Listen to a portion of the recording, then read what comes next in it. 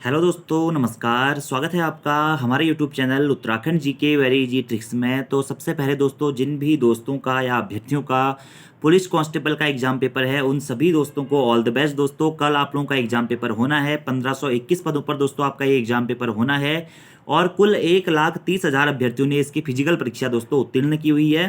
तो कल होने वाले एग्जाम्स के लिए आप सभी लोगों को फिर से मैं हार्दिक शुभकामनाएं देता हूं दोस्तों। All the best. अगर आप लोगों ने मेहनत करी हुई है, आप लोगों ने पढ़ा हुआ है, आप लोगों ने तैयारी में अपनी निरंतरता को बनाए रखा हुआ है, तो आप लोगों को डरने की कोई ज़रूरत नहीं है।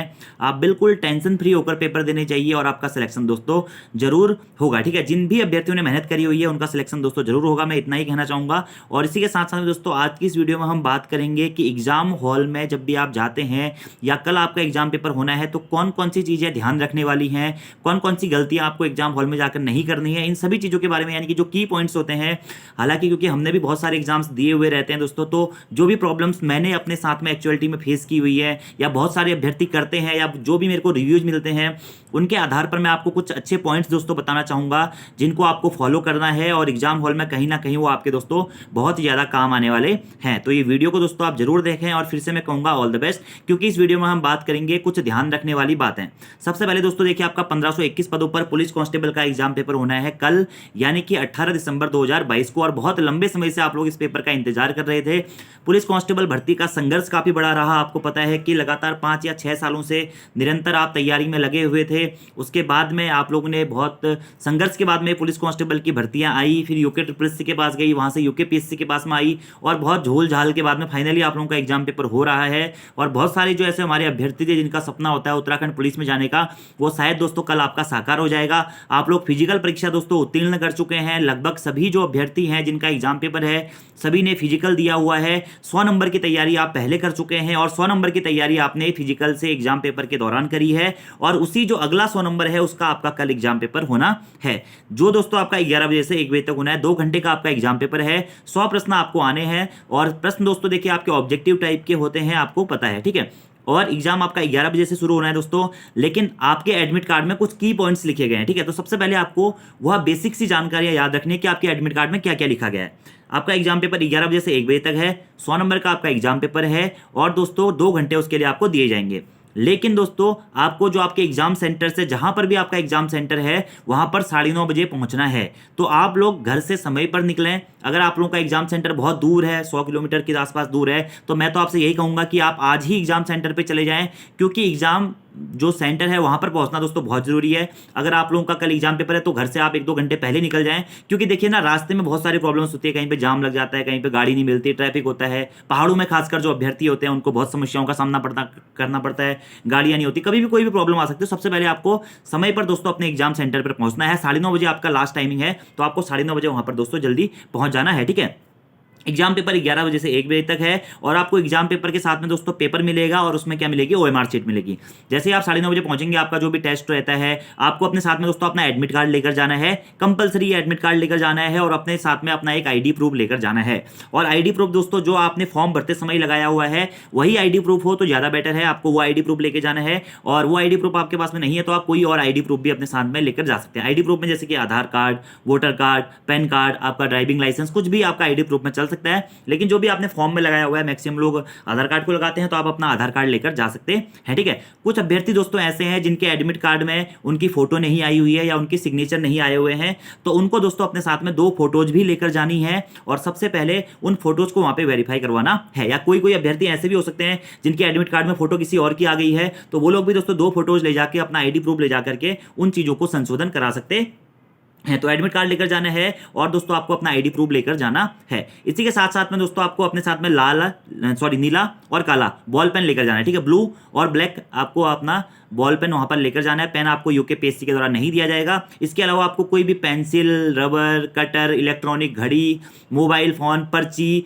कुछ भी लेकर जाने दोस्तों नहीं दिया जाएगा। इसलिए आप लोग भी सतर्क रहें। आप लोग अपने साथ में सिर्फ नीला और काला बॉल पेन ले जाएं और जो भी आपके पास में अन्यथा सामग्री है दोस्तों उसको आप बाहर ही रख कर जाएं। ठीक है, मैं आप लोगों से खासकर ये कहूंगा, क्योंकि आजकल क्या है, देखिए बहुत सारे अभ्यर्थी कान में बड्स लगाए रहते हैं, ब्लूटूथ लगाए रहते हैं, तो उनको ध्यान नहीं रहता। वो ऐसे ही मतलब बिना जल्दीबाजी रहती है, क्योंकि एग्जाम पेपर सेंटर में अंदर जाना होता है तो वो ब्लूटूथ लगा के अंदर चले जाते हैं। भले ही उनका इंटेंशन गलत नहीं होता है, लेकिन वो बाद में जब आप एग्जाम हॉल में जब चेकिंग करने वाले आते हैं या जब टीचर देखता है तो वहां पर आप फिर सवालों के घेरे में आ जाते हैं। तो इसलिए ऐसी गलतियां ना करें, बिल्कुल सतर्क होकर जाएं, अपनी तरफ से कोई भी ऐसा वीक पॉइंट दोस्तों ना छोड़ें जिससे आपको परीक्षा में कोई भी समस्या का सामना करना पड़े। ठीक है, तो समय पर आपको पहुंचना है और आपको पेपर सेट 2 दिया जाएगा, उसी के अंदर आपकी ओएमआर सीट होगी। आपको वो ओएमआर सीट अच्छे से निकालनी है। 10 मिनट पहले आपको ओएमआर सीट दोस्तों मिल जाएगी। और आप देखिए, ओएमआर सीट जैसे ही आपको मिल रही है वहां से आपका मुख्य काम शुरू हो जाता है। बहुत सारे अभ्यर्थी पिछले कई पेपर्स में ऐसे रहे हैं दोस्तों जिन्होंने ओएमआर सीट गलत भरी है, उनके अच्छे नंबर होने के बाद भी वो पेपर से बाहर हो गए हैं।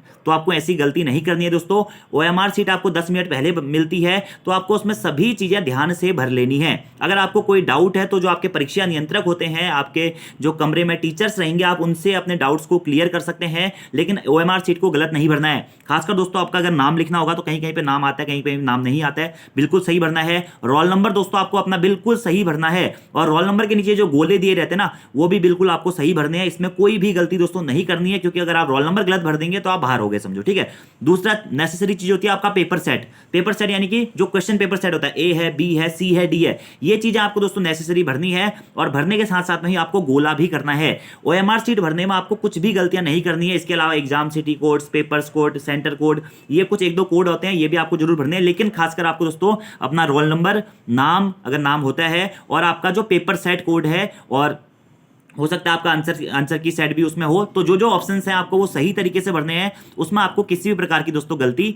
नहीं करनी है। ये एक नेसेसरी चीज है दोस्तों। जैसे ही आप ओएमआर सीट को भरते हैं तो सबसे पहले हर चीज को देख ले अपनी कैटेगरी खासकर। ठीक है, कुछ अभ्यर्थी कैटेगरी ही नहीं भर के आते हैं, कुछ अभ्यर्थी वहां पे अपने सिग्नेचर ही नहीं करके आते हैं। तो आपको वो चीज भी दोस्तों कर लेनी है, अपनी कैटेगरी भर लेनी है, सिग्नेचर कर लेने हैं, सभी चीजें दोस्तों आपको अपने साथ में अच्छी तरीके से कर लेनी है। अगर आपको कोई भी डाउट है तो आप वहां पे जो भी एग्जाम सेंटर्स में आपके टीचर हैं, आप उनसे पूछ सकते हैं।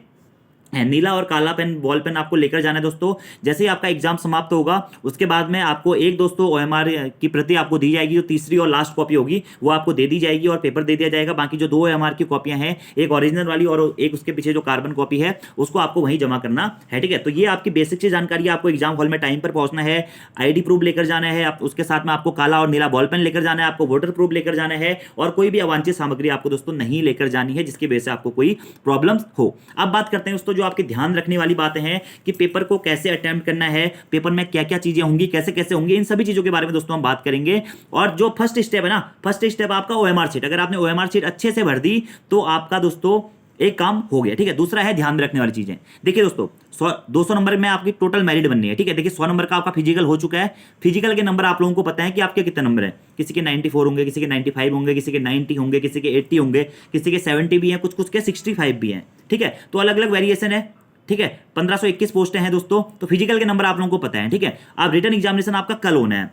अब इसमें एक ध्यान रखने वाली बात यह दोस्तों, हो सकता है कि जो अभ्यर्थी फिजिकल में अच्छा हो वह रिटर्न में अच्छा ना हो, और यह भी हो सकता है कि जो अभ्यर्थी रिटर्न में अच्छा हो वो फिजिकल में अच्छा ना हो, या रिटर्न और फिजिकल दोनों में अच्छा हो, या फिर दोनों में अच्छा ना हो।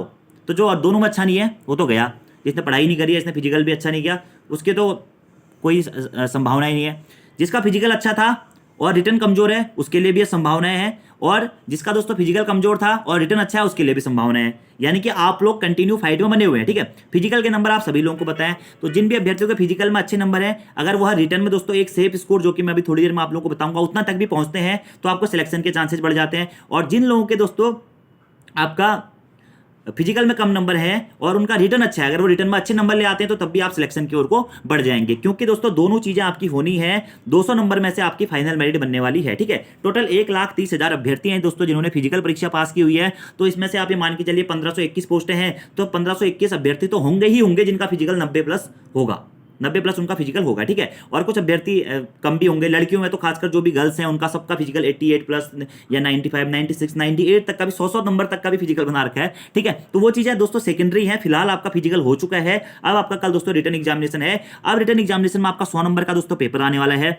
20 नंबर की हिंदी आएगी, 40 नंबर की लगभग उत्तराखंड आएगी, 10 नंबर का रीजनिंग और कंप्यूटर वाला सेक्शन आएगा, बाकी 30 नंबर का आपका हिस्ट्री, पॉलिटी, ज्योग्राफी, इकोनॉमिक्स, ये सारा सेक्शन आने वाला है। ठीक है, अब देखिए दोस्तों प्रश्नों को आपको कैसे करना है। सबसे पहले मैं आप लोगों को एक चीज बताऊंगा कि ओएमआर सीट को गलत ना भरें। क्वेश्चनों में भी दोस्तों ओएमआर सीट को गलत ना भरें। कभी कभी ऐसा होता है कि हम 5वें प्रश्न के उत्तर पर गोला लगा रहे हैं और 6ठे पर लग जाता है। ठीक है। कभी कभी हम 15वें पे लगा रहे हैं, 16वें पे लग जाता है, 50वें पे लगा रहे हैं, 51वें पे लग जा रहा है। तो ये चीजें आपको दोस्तों बेसिकली ध्यान रखनी है, क्योंकि जो ये एक नंबर दोस्तों ऐसा होता है ना, जो सरल प्रश्न होते हैं उनमें ही अधिकतर ऐसा होता है, क्योंकि हम क्या होता है एक्साइटेड हो जाते हैं। जैसे आपसे पूछ दिया चंद्रवंश का संस्थापक कौन था, अरे भाई साहब चंद्रवंश का, चल सोमचंद, गोला गोला करा आपने, लास्ट में देखा अबे ये तो 5वां क्वेश्चन था, मैंने छठे में गोला कर दिया। तो ये चीजें नहीं करनी है, इसलिए पेपर को आपको धैर्यता के साथ पढ़ना है। ये चीजें बहुत ज्यादा होती हैं दोस्तों, जो प्रश्न सरल होते हैं उसमें ओवर एक्साइटेशन में बंदा आता है और वो कहता है तो मेरे को आता है, तो मेरे को आता है, वो आने के चक्कर में ना ऊपर नीचे कब हो जाता है ये कुछ पता नहीं चलता। तो इसलिए आपको पेपर को बिल्कुल दोस्तों संयमता के साथ पढ़ना है, धैर्य से पढ़ना है। और पेपर पढ़ते समय आपको यह बातें ध्यान रखनी है कि प्रश्न में पूछना क्या जा रहा है। कभी कभी वो प्रश्न पूछा जाता है निम्न में से कौन चंद्रवंश से संबंधित नहीं है, और आप पूछ देते हैं निम्न से कौन सा चंद्रवंश से संबंधित है। अब आप और ऑप्शन नहीं देखते, आपको जो पहला ऑप्शन दिखता है आप उसी को सही कर देते हैं, फिर आप थोड़ी देर बाद घर आके देखते हैं अबे यार इसमें तो नहीं है पूछा था। तो ये चीजें जो होती है ना, ये प्रश्नों को आपको ध्यान से पढ़ना है कि प्रश्न पूछना क्या चाह रहा है, ठीक है। जल्दीबाजी नहीं करनी है, क्योंकि ये जो दोस्तों सरल सरल से प्रश्न होते हैं ना, जो आपके नंबर्स को गेन कर सकते हैं। देखिए जो हार्ड क्वेश्चन है वह सभी अभ्यर्थियों के लिए हार्ड क्वेश्चन है, लेकिन जो सरल क्वेश्चन है दोस्तों, अगर आप उसको गलत कर देते हैं तो आप फिर अपने कंपटीशन की दौर से थोड़ा सा पीछे आ जाते हैं। और हर एग्जाम में आप लोगों ने अगर पहले भी एग्जाम दिए हैं तो आपके साथ में हमेशा ऐसा होता होगा कि 1 से 2 प्रश्न ऐसे होते हैं जो हम आते जाते गलत कर देते हैं, ठीक है। ये सबके साथ में होता है, लेकिन इससे ज्यादा दोस्तों रेशियो इसका नहीं होना चाहिए। खासकर ओएमआर सीट में गोले भरते समय दोस्तों आपको याद रखना है, मैंने अपनी लाइफ में बहुत सारे एग्जाम्स दिए, लेकिन मेरे साथ हमेशा ऐसा हो जाता था लगभग कि मैं एक क्वेश्चन तो मेरा ओएमआर भरते समय गलत हो ही जाता था, ऊपर का नीचे, नीचे का ऊपर। तो ये चीजें मैं आपको दोस्तों कंसीडर करूंगा कि आप ऐसा ना करें। ओएमआर सीट को आपको ध्यान से भरना है, और जो भी प्रश्न आपको आ रहे हैं ना उसके साथ में आप उसके दोस्तों गोले भरते रहें, ठीक है। ऐसा ना करें कि पहले आप 100 प्रश्न पढ़ ले रहे हैं, क्योंकि ऐसा ना अगर आप 100 प्रश्न पहले पढ़ते हैं तो उसके बाद जब गोले भरने आते हैं ना तो आपके दिमाग में खिचड़ी पक चुकी होती है, मतलब मिक्सअप हो जाता है सब कुछ कि क्या मतलब अगर पेपर थोड़ा सा, अगर आपको क्वेश्चन नहीं आ रहे हैं तो आप तो वैसे ही होपलेस हो गए, कुछ नहीं हो सकता। फिर अगर क्वेश्चन आपको आ रहे हैं, थोड़े आ रहे हैं थोड़े नहीं आ रहे हैं, तो आप भी सोचेंगे कि यार नहीं आने वालों की संख्या ज्यादा है। तो ऐसा नहीं करना है। जो जो प्रश्न आपको आ रहे हैं, जो आपका पहला अटेम्प्ट है ना दोस्तों, पहला अटेम्प्ट जब आप 100 नंबर आपको पेपर मिलता है तो 10 मिनट पहले आपको ओएमआर शीट भरने के लिए मिलते हैं। उसके बाद में आपके पास में 2 घंटे है, बहुत ज्यादा समय है दोस्तों, क्योंकि ऑब्जेक्टिव क्वेश्चन है, 4 ऑप्शन है। आप आसानी से, जैसे आपने पहला प्रश्न पढ़ा, अगर आपको पहला प्रश्न आता है, आप श्योर हैं तो आप गोला करते ही जाएं साथ में। मैं तो आपको यही सजेस्ट करूंगा कि आप 100 प्रश्न को ना पढ़ें, क्योंकि उससे क्या होता है कि कॉम्प्लेक्सिटी आती है, ठीक है। यह ऐसा नहीं कि आप 20 प्रश्न पढ़ें फिर 20 प्रश्नों को गोला करें, ऐसा ना करें। वैसे 20 प्रश्नों में आप कर भी सकते हैं कि 10 प्रश्न पढ़ लें, पहले पेज में जितने प्रश्न हैं उनको पढ़ लें, उसमें पेपर में टिक कर दें कि आपको जो जो आ रहे हैं, फिर उसके बाद में एक साथ उसके गोले कर लें, ऐसा भी कर सकते हैं। या फिर जो प्रश्न आपको आ रहा है उसी के साथ साथ में आप गोला करते हुए भी चल सकते हैं, लेकिन पूरा पेपर पढ़ना नहीं है पहले, ये मैं आपको पहले बता दे रहा हूं, साथ साथ में आपको करते हुए चलना है, ठीक है। क्योंकि पूरा पेपर पढ़ के फिर कॉम्प्लेक्सिटी आती है, वो आपको फिर आते हुए क्वेश्चन भी आप गलत करने की संभावनाएं बढ़ जाती है, ठीक है। तो एक चीज तो ये है, और दूसरी चीज क्या है कि पेपर को, प्रश्नों को आपको ध्यान से पढ़ना है। जो सरल प्रश्न है उनको गलत नहीं करना है, और जो सरल से प्रश्न होते हैं दोस्तों उनमें तो कोई भी रिस्क नहीं लेना है। देखिए दोस्तों 100 नंबर का आपका पेपर है, अगर आप लोगों ने मेहनत करी हुई है तो आपका सिलेक्शन जरूर होगा, मैं आपसे ये कह सकता हूं, ठीक है। फिजिकल में मेहनत, आपके नंबर आपके पास में है। रिटर्न आपका दोस्तों आपको फिजिकल के आधार पर अपनी कट ऑफ तय करनी है कि आप कितना तक आप स्कोर कर सकते हैं। लेकिन ओएमआर शीट में जो भी प्रश्न होते हैं उनको आपको ध्यान से पढ़ना है, जैसे अपना नाम हो गया, रोल नंबर हो गया, पेपर सेट हो गया, कैटेगरी हो गया, और जो प्रश्नों की संख्या दोस्तों आप नीचे गोला कर रहे हैं उसको आपको ध्यान से भरना है कि कौन से प्रश्न के आगे आप गोला कर रहे हैं। काला और नीला बॉल पेन का प्रयोग दोस्तों आपको करना है। और देखिए अगर आपने तैयारी करी हुई है, अगर आपने पढ़ा हुआ है दोस्तों ना, तो आज मत पढ़ो, आप चिल मारो, कोई दिक्कत नहीं है। अगर कुछ बचा हुआ है रिवीजन करने के लिए तो शाम तक पढ़ लो, 5-6 बजे तक, उसके बाद में सो जाओ आराम से, कोई दिक्कत नहीं है। रिलैक्स करो दोस्तों, कल आप लोगों का पेपर है। अब ऐसा मत करना कि एग्जाम पेपर से पहले बहुत सारे अभ्यर्थी ऐसे होते हैं कि ले भाई अबे तुमने आज तक नहीं पढ़ा तो एक दिन पढ़ के क्या हो जाएगा। अगर आपको मेहनत अगर आपने करी हुई है तो एक दिन पढ़ के क्या ही हो जाएगा, मतलब एक सुबह एग्जाम पेपर से 1 घंटे पहले पढ़ के क्या होगा, कुछ नहीं होता दोस्तों 1 घंटे पहले पढ़ के। क्योंकि देखिए एग्जाम हॉल में जो आपने पढ़ा हुआ है ना, अगर मैं एग्जैक्टली बात करूं तो 60 से 70% आपकी नॉलेज होती है। जो पेपर आएगा ना उसमें आपने देखना, अगर आपने ज्यादा मेहनत करी हुई है, जो भी अभ्यर्थी अधिक मेहनत करता है, जिसने कंटिन्यू पढ़ाई करी हुई है, तो 60 से 70% दोस्तों आपकी नॉलेज होती है। आप नॉलेज के बेस पे एग्जाम पेपर को सॉल्व करते हैं। बाकी 30% के आसपास आपका दोस्तों याद जो चीजें आपको होती हैं उसके आधार पर आप क्वेश्चन करते हैं, ठीक है। तो अगर आपने पहले पढ़ा हुआ है, आपने नॉलेज ली हुई है, आपने अच्छी तरीके से अपना कंटेंट दोस्तों पूरा किया हुआ है, और आपने मेहनत करी हुई है, दृढ़ निश्चय के साथ में 5 से 6 महीने आपने पढ़ा हुआ है, अपना पूरा सिलेबस कंप्लीट करा हुआ है, तो आपको डरने की कोई जरूरत नहीं है दोस्तों। आपका एग्जाम डेफिनेटली अच्छा ही होगा, ठीक है। और अगर मेहनत नहीं करी हुई है तो फिर थोड़ा सा दोस्तों सोचने की बात है, ठीक है। लेकिन मेहनत देखिए, एग्जाम पेपर्स के लिए बहुत सारे अभ्यर्थी जो तैयारी कर रहे होते हैं वो मेहनत सभी करते हैं, बस अंतर ये रहता है कोई ज़्यादा मेहनत करता है, कोई कम मेहनत करता है। लेकिन दोस्तों आप लोगों को जो भी ये बेसिक सी चीज़ें हैं ये याद रखनी है। आज रात को रिलैक्स होकर सो जाना है। ऐसा नहीं है कि आप सुबह 4 बजे तक पढ़ रहे हैं फिर आप कल पेपर देने जा रहे हैं, तो फिर दिमाग में दोस्तों क्या होगा ना, बहुत डिस्टॉर्शन हो जाता है। ठीक है, लास्ट टाइम पे पढ़ा हुआ ज़्यादा कुछ काम नहीं आता है वैसे भी। ठीक है, अगर आप चाहें तो करंट अफेयर्स को देख सकते हैं रात को। ठीक है, या जो बेसिक से कुछ अगर आपका कुछ रिविजन नहीं है तो आप उसको देख सकते हैं। बाकी चीज़ें आपको ज़्यादा नहीं करनी है। कल सुबह तो दोस्तों आपको बिल्कुल नहीं पढ़ना है। ठीक है, कल सुबह आप पढ़ना ही मत, मतलब मैं मेरी बात मानो कि पढ़ना ही मत। अगर आपने नहीं पढ़ा हुआ है तो आप पढ़ सकते हैं, लेकिन अगर आपने तैयारी अच्छी करी हुई है या सिलेबस आपका पूरा हुआ है तो आप मत पढ़ना। बिल्कुल टेंशन फ्री होकर दोस्तों पेपर देने जाओ। और ऑल द बेस्ट आप सभी लोगों को। और आते हुए प्रश्नों को आपको गलत नहीं करना है, ये चीज आपको ध्यान में रखनी है। ध्यान से प्रश्नों को पढ़ना है, प्रश्नों को पढ़ने में जल्दीबाजी नहीं करनी है, गोले गलत नहीं भरने हैं, सिक्वेंसली अपने प्रश्नों को सॉल्व करते हुए जाना है। ठीक है, और देखिए दोस्तों, पहले अटेम्प्ट में जब आप पहली बार गोले कर रहे होते हैं तो उसमें केवल उन्हीं प्रश्नों को करें जो आपको पूरे आते हैं।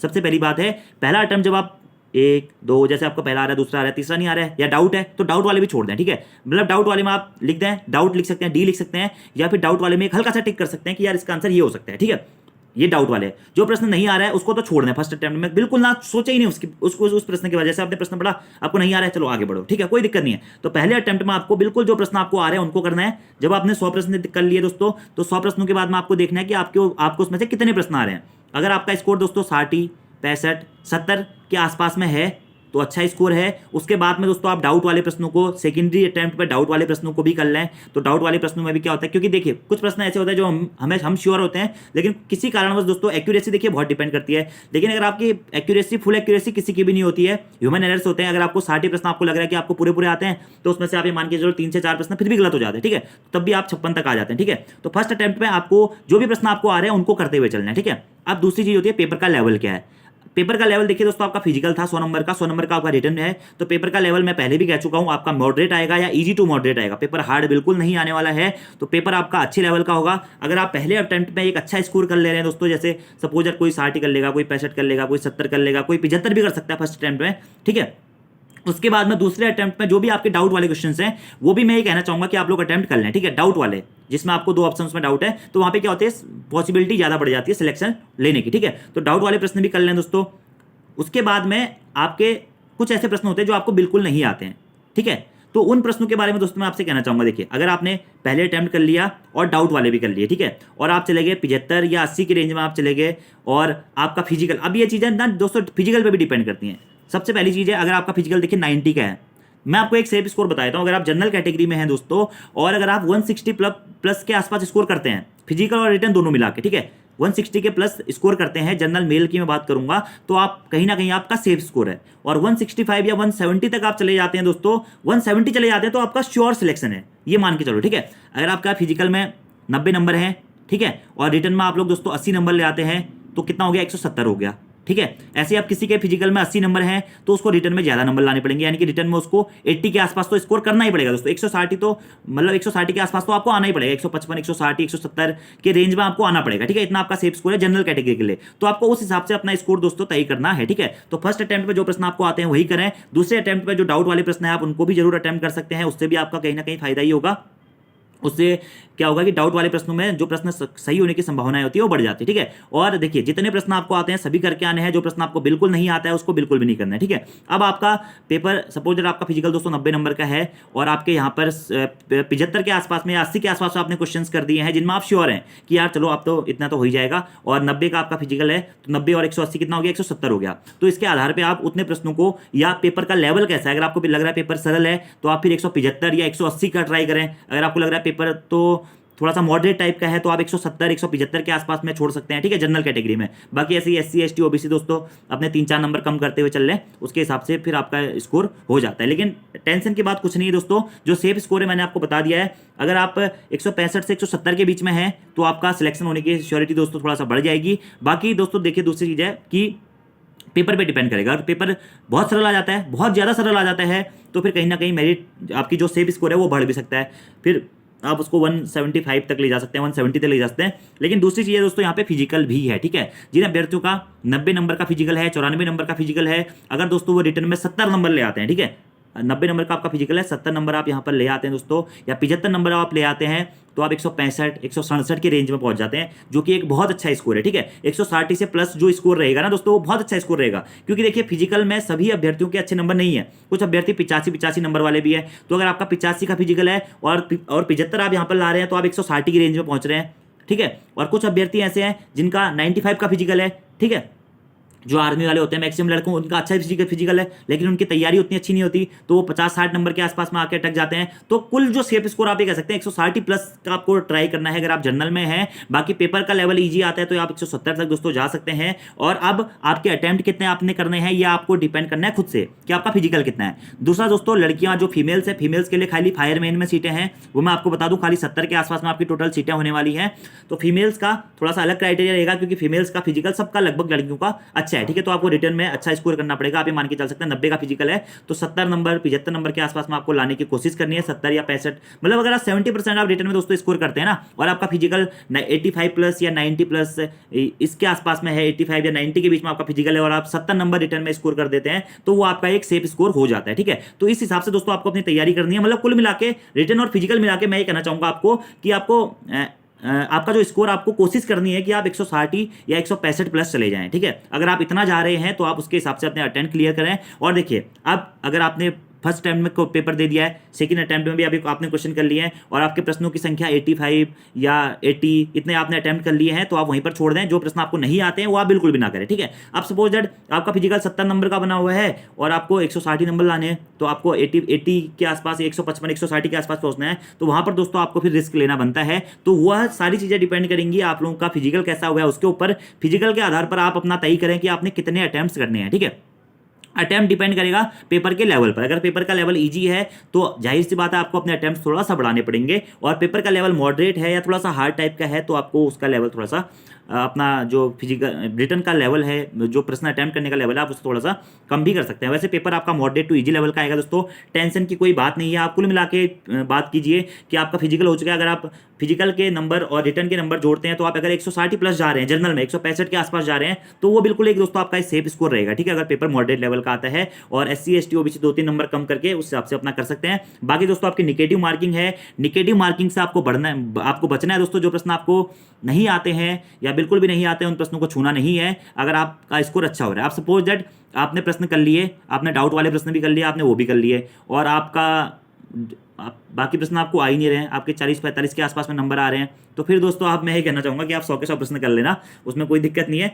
लेकिन अगर आपका एक अच्छा स्कोर बन रहा है, अगर आप रिटर्न में 70 नंबर तक, 75 नंबर तक, 80 नंबर तक पहुँच जा रहे हैं, या 70 प्लस नंबर तक पहुँच जा रहे हैं, तो आप उतना ही अपना अटेम्प्ट छोड़ सकते हैं फिजिकल के नंबर के आधार पर। ठीक है, अगर फिजिकल कम का है तो आपको रिटर्न में अच्छा स्कोर करना है। फिजिकल अच्छा है दोस्तों, जो मैं ये कहना चाहूँगा मतलब फाइनली कि जिनका फिजिकल अच्छा है, जिनका 90 नंबर का फिजिकल है, तो अगर वो 70 या 75 नंबर तक भी ले आते हैं पेपर में, 75 या 80 नंबर तक ले आते हैं, तो उनका जो सिलेक्शन का चांसेज है वो बहुत ज़्यादा है। ठीक है, और जिन लोगों का फिजिकल थोड़ा सा कम नंबर का है, तो फिर उनको 80 प्लस स्कोर करने की पॉसिबिलिटी करनी चाहिए। यानी कि आपका फिजिकल दोस्तों 70 नंबर का है, 70 नंबर का आपका फिजिकल है, तो आपको एटलीस्ट ये ट्राई करना है कि आपका 80-85 नंबर का रिटर्न हो जाए। ठीक है, ये चीज़ें आपको थोड़ा सा ध्यान में रखनी है। अगर फिजिकल अच्छा है, 90 नंबर का है, 85 नंबर का है, तो रिटर्न में आप 70-75 इसके आसपास स्कोर भी करते हैं, या 80 के आसपास भी जाते हैं, तो आपके सिलेक्शन के चांसेस बढ़ जाते हैं। तो कुल मिला के जो आपका सेफ स्कोर है वो है 160 प्लस। आप जनरल के लिए कह सकते हैं, OBC के लिए आप 155 प्लस कह सकते हैं। ये मैं दोस्तों अपना एक आइडिया बता रहा हूँ, ऐसा नहीं है कि इतना ही सेफ स्कोर है, वो आपका पेपर के लेवल पर डिपेंड करेगा, पेपर कैसा है उसके ऊपर डिपेंड करेगा। लेकिन फिजिकल का स्कोर आप लोगों को पता है, रिटर्न का स्कोर आपका कल एग्जाम होना है, आपको उसके आधार पर तय करना है कि आपने कितने अटेम्प्ट्स करने हैं। एटलीस्ट आपको जितने प्रश्न आते हैं उतने प्रश्न आपको करके ही आने हैं, आप ये याद रखिए। और जो डाउट वाले प्रश्न है अगर आप उनको भी कर लेते हैं तो उसमें भी कोई मेरे हिसाब से कोई भी टेंशन नहीं होती है, क्योंकि डाउट वाले प्रश्न सही होने की पॉसिबिलिटी ज़्यादा होती है। ठीक है, और जो प्रश्न बिल्कुल आते ही नहीं है तो मैं ये कहना चाहूँगा उनको मत छूइए। ठीक है, बाकी निगेटिव मार्किंग है, निगेटिव मार्किंग से आपको बचना है, और आपको दोस्तों गोले सही भरने हैं, खासकर सरल सरल प्रश्नों को आपको गलत नहीं करना है। बाकी आप सभी लोगों को दोस्तों ऑल द बेस्ट। सभी चीज़ें लगभग दोस्तों मैंने आपको बता दी हैं कि आपको कैसे कैसे क्या क्या करना है।